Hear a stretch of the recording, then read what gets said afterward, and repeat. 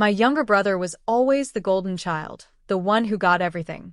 Better vacations, hobbies, vehicles, gifts, you name it. He was spoiled beyond belief. It wasn't until years later that I found out my dad wasn't actually my biological father, and suddenly, everything made sense.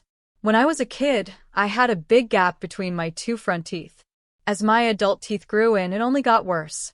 I'd always asked my parents if I could get braces, but they insisted we couldn't afford it. Then, out of nowhere, when my brother decided he wanted to become a bull rider, they somehow managed to find thousands of dollars to pay for lessons, equipment, and travel. I later figured they must have spent around $40,000 in just the first 2 years. Meanwhile, all I ever wanted were braces, which would have cost about $2,500. To make things worse, when he turned 16, he got a brand new truck. Me? I got a busted old conversion van that barely ran and wasn't even safe to drive. But their favoritism finally came back to bite them. My brother got a DUI in Texas, and if you know anything about Texas, they don't mess around. My parents couldn't buy his way out of this one.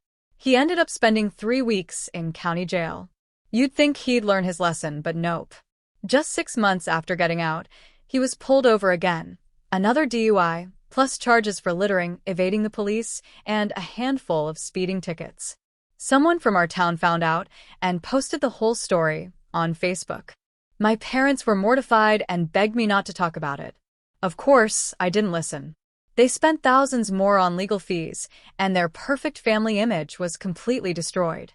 I couldn't help but laugh in their faces and say, "So, how does it feel to have such a wonderful child?"